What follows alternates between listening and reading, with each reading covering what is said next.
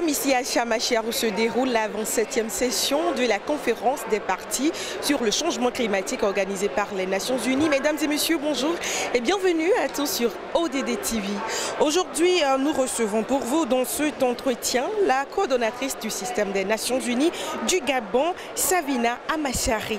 Elle nous parlera des actions que mène le système des Nations Unies au Gabon afin de ne laisser personne de côté, comme l'a dit les ODD et aussi les actions et les stratégies mises en place toujours par les Nations Unies au Gabon afin d'atténuer les conséquences du changement climatique. Coordonnatrice, merci d'avoir accepté notre invitation. Bonjour et bienvenue à vous. C'est un plaisir d'être avec vous aujourd'hui à la COP 27, qui est la COP africaine et où le Gabon joue un rôle important. Le Gabon qui a su conserver son capital naturel, penser aux forêts, penser aux océans et toute la biodiversité du Gabon. Aujourd'hui, nous soutenons le Gabon surtout à faire cette transition d'une économie brune, axée principalement sur les revenus du pétrole, à une économie verte et bleue. Une économie verte et bleue qui est durable et dont les bénéfices sont surtout aussi pour les générations à venir. Le Gabon, aujourd'hui, qui a une surface couverte à 84% par des forêts, est un pays qui absorbe énormément des carbones et beaucoup plus de ce qu'il émet. Et donc, le Gabon a réussi à capter et à un capital en termes de crédit de carbone qu'aujourd'hui, il peut mettre sur les marchés. C'est très important parce que ça va pouvoir mobiliser les financements nécessaires pour faciliter la transformation de l'économie. Nous soutenons le Gabon en ça, aussi dans la comptabilisation du capital naturel, mais aussi pour les aider à démontrer que les forêts sont conservées et que la biodiversité est conservée. Ça, c'est un important volet de notre appui pour les Gabon, mais aussi de faire en sorte qu'ils soient préparés que quand ces investissements viennent, qu'ils soient investis dans une mix de stratégies qui peuvent vraiment accélérer les résultats vers les objectifs de développement durable. Je vois que la coordonnatrice m'a déjà devancé avec la stratégie mise en place par le système des Nations Unies au Gabon afin d'atténuer les effets du changement climatique. Ma toute première question là maintenant ce sera que fait le système des Nations Unies au Gabon afin de ne laisser personne de côté comme l'a dit les ODD? Nous avons trois priorités avec l'équipe pays qui ressemble à 25 entités des Nations Unies dont les activités opérationnelles je coordonne au Gabon.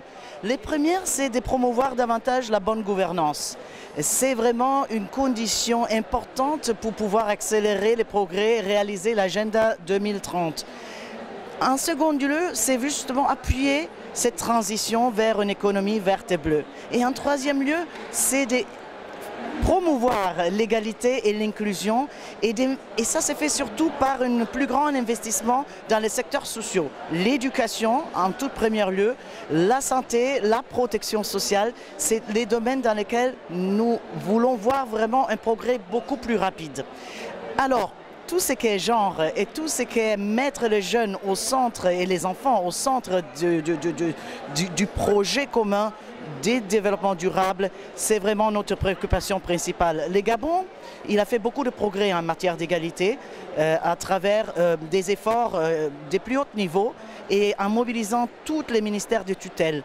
C'est des initiatives que nous appuyons, mais aussi nous avons des programmes conjoints. Nous avons 7 programmes conjoints et dans tous ces programmes conjoints, nous ciblons surtout les femmes et surtout les jeunes et les enfants. Je vous donne un exemple. Les programmes conjoints que nous avons sur la protection sociale qui visent à fournir un certificat de naissance à ceux qui n'en sont pas en possession, c'est très important parce que ça permet d'avoir accès aux services sociaux, mais surtout à l'éducation, la santé, la protection sociale. Ça, c'est un programme important que nous avons appuyé avec beaucoup de bons résultats. En deuxième lieu, nous avons aussi beaucoup appuyé conjointement les efforts par pour faire face à l'impact de la Covid et de la crise actuelle Ukraine. Vous savez que les prix ont flambé et donc nous avons travaillé pour pouvoir fournir les équipements et la formation nécessaire à des jeunes et à des femmes pour pouvoir produire des produits maraîchers qui sont importants aussi pour l'achat des populations au lieu d'acheter des produits importés. D'autres programmes, comme par exemple les Tisserands de la paix, que c'est un programme que nous soutenons, c'est un programme régional par ailleurs qui implique les Gabon, mais aussi les Cameroun et les Tchad, vise à autonomiser, encore une fois, économiquement les jeunes dans les zones transfrontalières et aussi leur fournir des opportunités d'entrepreneuriat et les mobiliser dans la lutte contre les braconnages et d'autres activités illicites. Voici quelques exemples importants d'activités que nous menons. Mais on a aussi une initiative que vous connaissez probablement, que c'est le Youth Connect.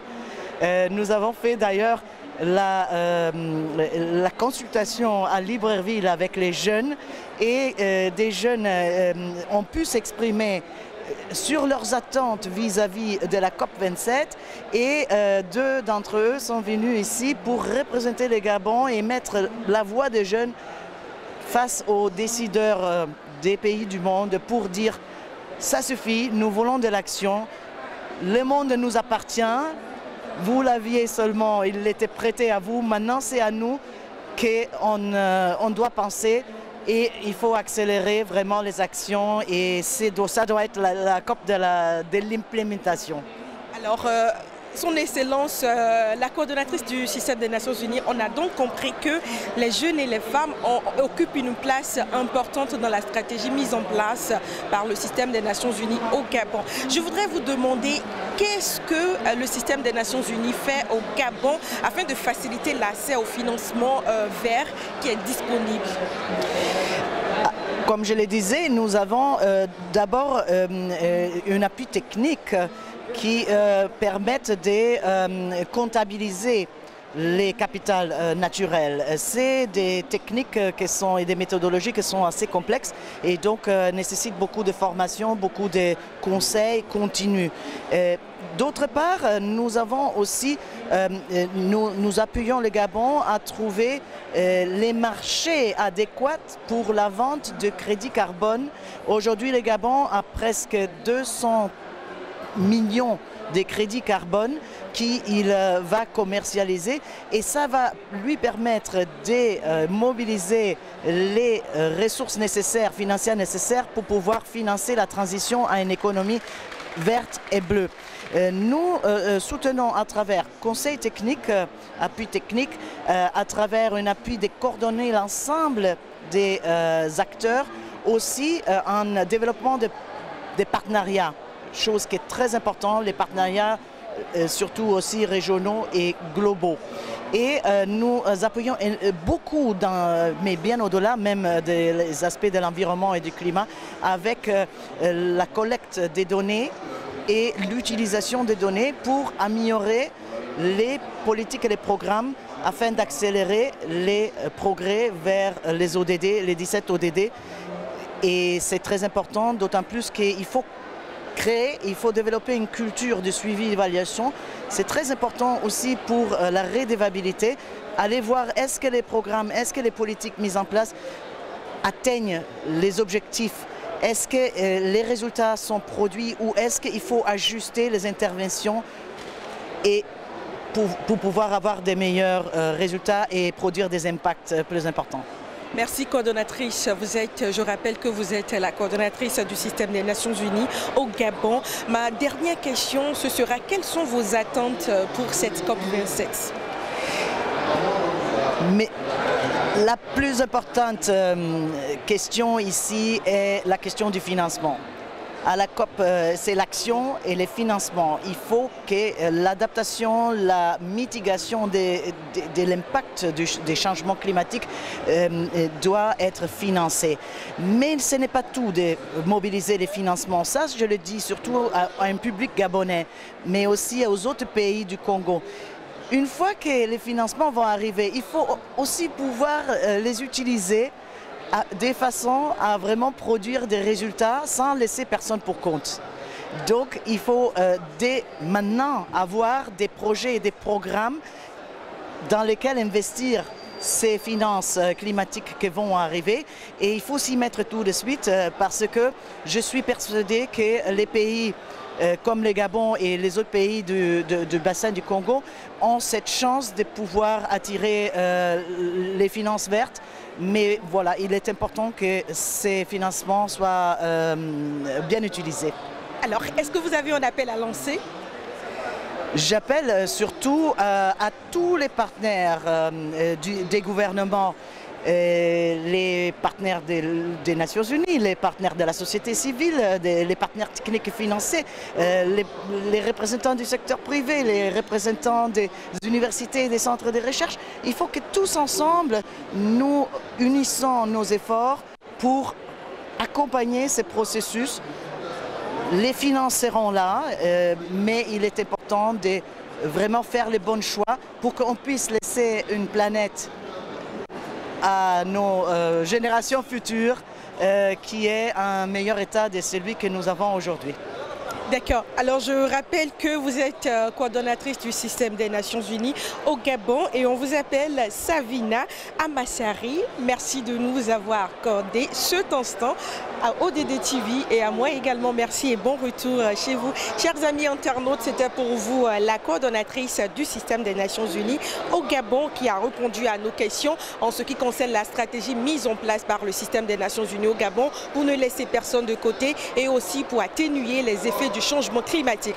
Merci de nous avoir suivis. Vénus Dossou depuis Chamaché, restez ODD TV.